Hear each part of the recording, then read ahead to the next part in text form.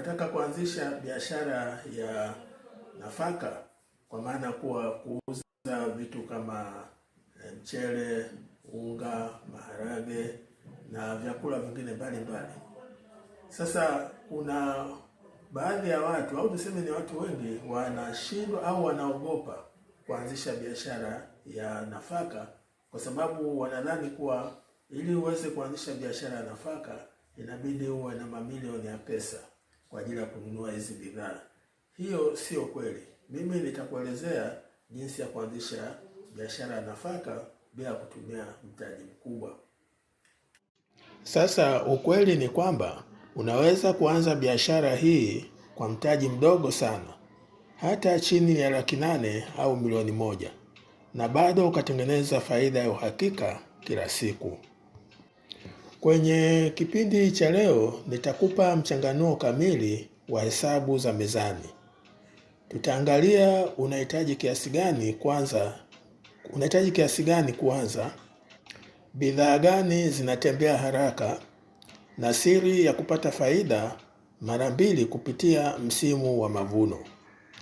Kama unataka kujiajiri kupitia chakula, video hii au kipindi hiki ni kwa ajili yako. Karibu kwenye How to Start Business Channel pamoja na Tan Business Channel Online Television, sehemu pekee ambapo tunachambua biashara kwa lugha rahisi ili uweze kujiajiri na kutimiza ndoto yako. Kama wewe ni mgeni hapa, bonyeza alama subscribe ili usipitwe na madini ya biashara kila wiki. Sasa twende moja kwa moja kuangalia hii biashara ya nafaka. Tunaanza na hatua ya kwanza ambayo hii zaidi inahusu jinsi ya kuchagua eneo zuri la kufanyia hii biashara ya. Kuhusu eneo la biashara, usikimbilie kufungua store, soko kuu au stendi kama mtaji wako ni mdogo. Kodi huko ni kubwa, kodi ya pango manake, na ushindani ni mkali. Badala yake na kushauri ulenge sehemu ambazo wanakoishi watu, yani residential areas, hasa huko mitaani.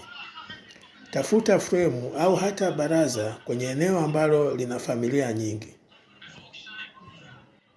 Biashara ya nafaka inategemea watu wanaopika kila siku.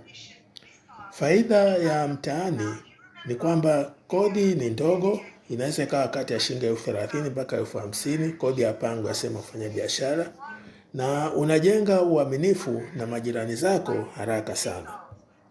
Hatua ya pili ni uchaguzi wa bidhaa ambazo zinauzika sana au wengine wanasema zina mzunguko mkubwa. Sasa hii ikoje? Sasa kuhusu bidhaa, kosa la wengi wanaofanya hii bidhaa ya nafaka ni kutaka kuanza na kila kitu. Ukiwa na mtaji mdogo, usinunue ngano, ulezi au choroko ambazo zinatoka mara moja kwa wiki. Wekeza pesa zako kwenye vitu vitatu vikuu ambavyo vinauzika sana kama ifuatavyo. Kwanza ni mchele. Kuna aina 2 za mchele, moja ni super na nyingine ya kawaida. 2 ni unga wa sembe. Sasa huu ni chakula kikuu na hautakiwi kukosekana katika biashara yako. 3 ni maharage. Chagua aina moja pendwa eneo lako, kwa mfano maharage ya njano au maharage ya uyole. Hizi ndizo bidhaa zinazokupa mzunguko wa pesa, yani cash flow ya kila siku, kulipia kodi ya pango na mahali unapokula na mambo ya chakula.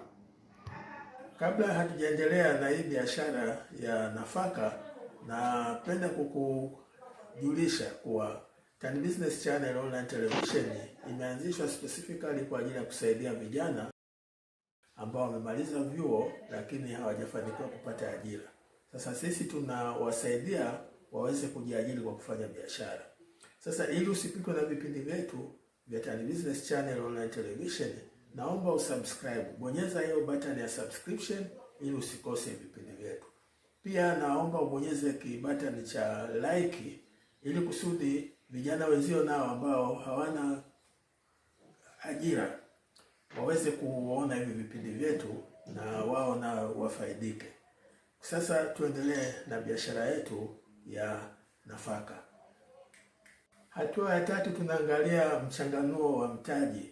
Nimekwambia ni kati ya Laki8 mpaka milioni 1. Sasa ngoja nikupe mchanganuo wa mtaji wa kufanya biashara ya nafaka. Kuhusu mtaji, sasa tufanye hesabu. Je, unahitaji shilingi ngapi kuanza level ya chini? Hapa kuna makadirio ya haraka kwa bei za soko la wastani. Kumbuka bei hubadilika. Kwanza kuna kodi ya frame, yaani sehemu utakayofanyia biashara, ambapo hapa ni inalipa kwa miezi 3 na kila mwezi ni 50,000. Jumla unapata Laki1.5. Pili ni mzani wa digitali ambao nimeweka kama kati ya shilingi 40,000 mpaka 60,000. Tatu ni mifuko ya vifungashio ambao nimeweka 10,000. 4 ni mzigo wa kuanzia, yaani stock utakayonunua. Mfano hapa ni mchele gunia 2, inaweza kawa ni super wa kawaida. Hapa nazungumzia Laki4 na 80,000. Unga wa sembe vifuko vya kilo 5 au hata mpaka kilo 10. Hapa tunazungumzia Laki1.5 zinatumika.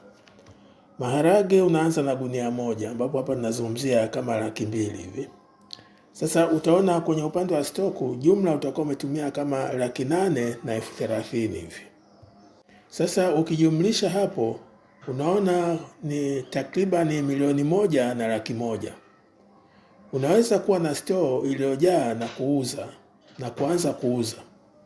Kama huna hiyo yote, anza na nusu ya mzigo huo. Anza na gunia 1 na ni muhimu zaidi kuanza bila kujali masuala ya mtaji. Sasa hii hatua ya 4 nitakueleza siri ya kupata faida kwenye hii biashara ya nafaka. Hii ikoje?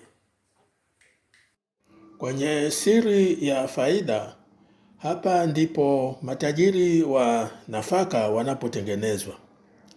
Faida ya rejareja ni nzuri, lakini faida ya stocking ni kubwa zaidi. Jipange kununua mzigo wako mkubwa wakati wa mavuno. Kwa mfano mwezi wa 6 mpaka wa 8 kwa mikoa mingi. Gunia la mahindi linaweza kuwa shilingi 40,000 wakati wa mavuno na kufikia 90,000 miezi 3 baadaye. Hata kama una mtaji mdogo, jitahidi kutunza walao magunia 5 mpaka 10 pembeni wakati bei iko chini. Hiyo ndio super profit yako.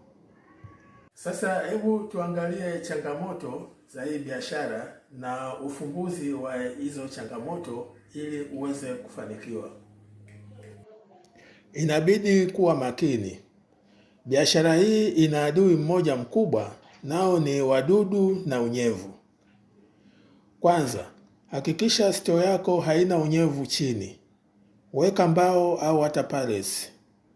2, tumia dawa za asili au za kisasa zilizothibitishwa kuzuia dumizi kama utakaa na mzigo kwa muda mrefu.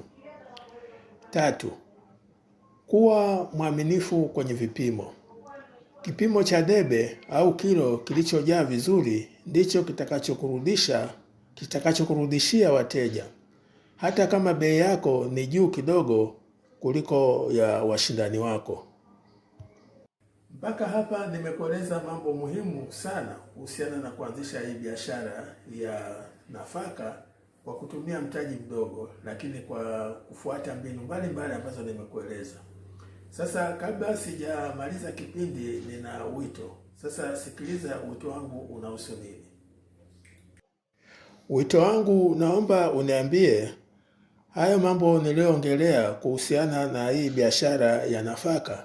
Unafikiri ni jambo gani limekuvutia sana kiasi ya kuwa umehamasika na uko tayari kuanza hii biashara ya nafaka hata wiki ijayo ikiwezekana? Kwa hiyo niandikie hapo chini. Lakini pia niandikie unafikiri kuna changamoto gani ambayo unaona hii inaweza kukukwaza na hata ukasita kuanza hii biashara mpaka upate ufumbuzi wa hiyo changamoto. Niandikie hapo chini na mimi nitakujibu kukupa ufumbuzi wa hiyo changamoto. Vile vile naomba ubonyeze hiyo button ya like ili kusudi vijana wenzio nao ambao hawajaona hii video au hiki kipindi waweze kufaidika. Na vile vile ningependa kukuomba usubscribe huduma zetu ili usikose kuona video zetu pamoja na kipindi chetu cha Tan Business Channel Online Television. Kwa hiyo mwisho nawatakia utazamaji mwema wa video zetu pamoja na vipindi vyetu vya television, na mimi ni mtangazaji na mtayarishaji wa vipindi Ali Mwambola. Asante na karibu tena. Kuanzisha biashara.